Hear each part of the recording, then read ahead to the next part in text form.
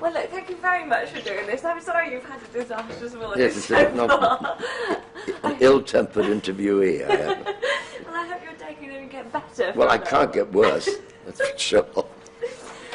Jon, it's the 30th anniversary of the actual movies of Doctor Who, but of course the actual series was phenomenally successful.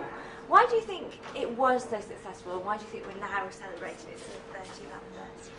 Well, science fiction has that extraordinary ability to get fans like no other genre.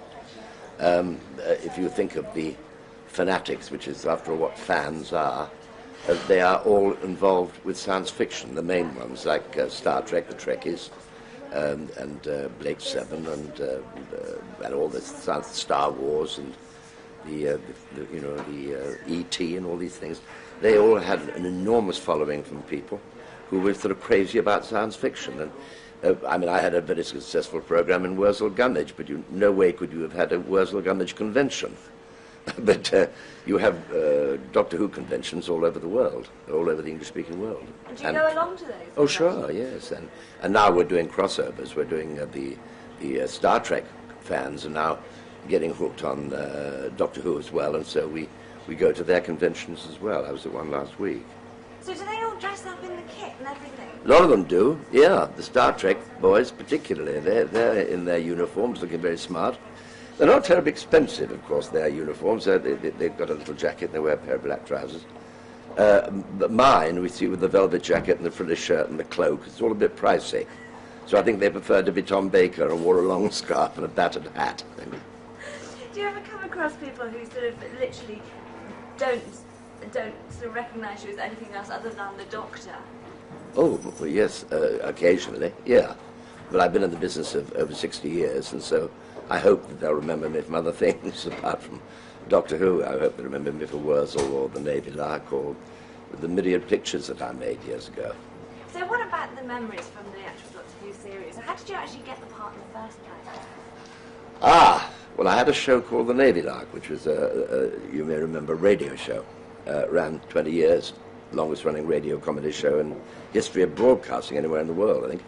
And one of the members, 1011, suggested that I put myself up for Doctor Who.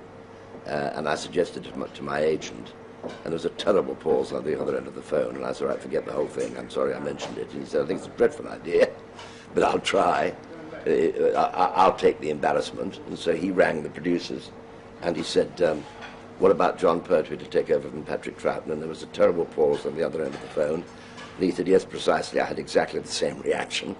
And they said, no, not at all. That's not the reason why we're not talking to you. We're just gobsmacked because your client's name that you just mentioned is second on our shortlist and has been for 11 months, which is extraordinary. And I had no idea at all. I mean, there's certainly 1011s who told me, the actor who was with me in the Navy Lark, he never knew at all. He just sort of put up the idea. It's a good idea.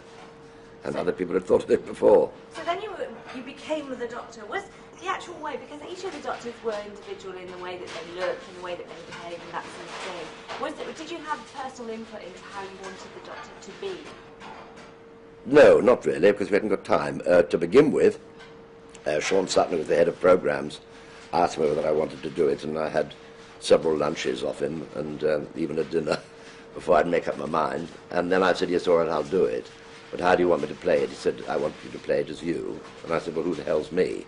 Because I'd never been me. And like Peter Sellers, I'd hidden under a green umbrella, was the expression I always used. Been a character actor most of my career. And so I didn't know what I was. And that's what he wanted. So I said, well, you'll have to dig it out and find it. And he said, well, we will. And they did, presumably.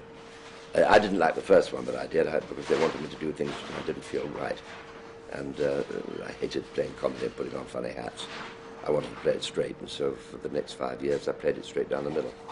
Because I had a very good producer, Barry Letts, who knew exactly what it was all about. He was a very fine writer, fine actor, and a fine producer.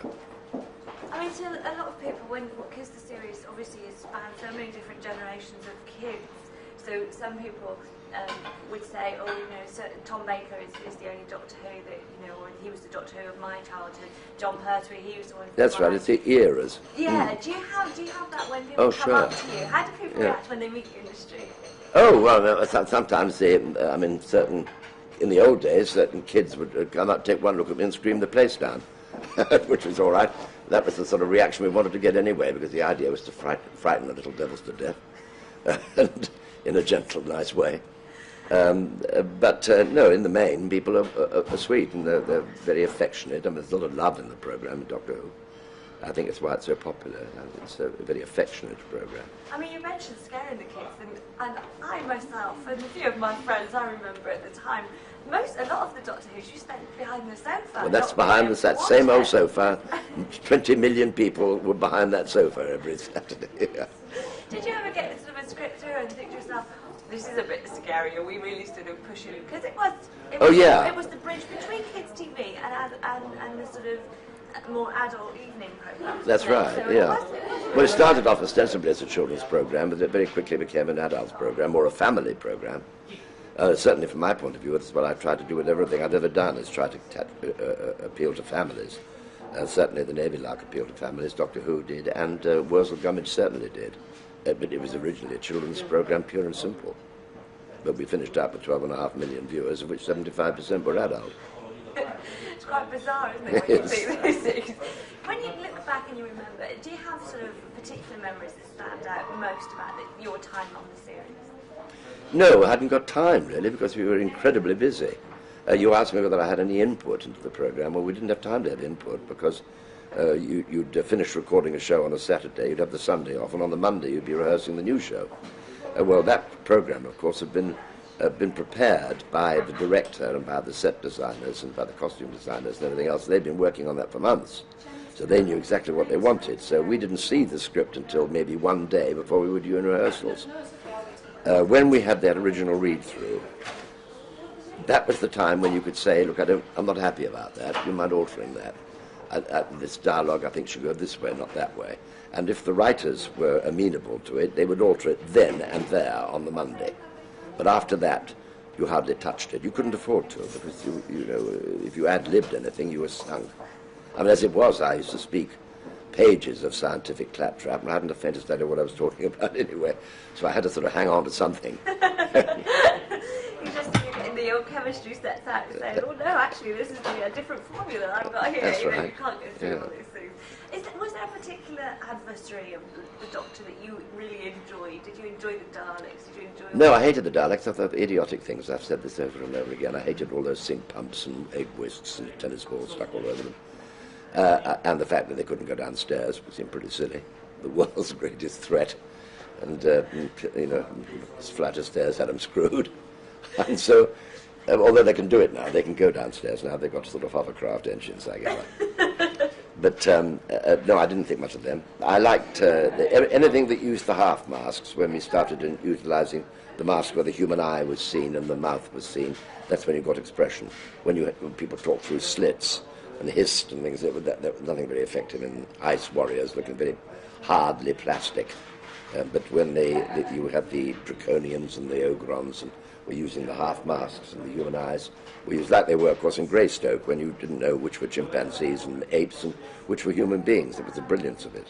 I mean, the whole sort of special effects things have changed so much since in the past 10 years or so, you know, leaps and bounds. Do you ever think to yourself, I'd actually love to do it in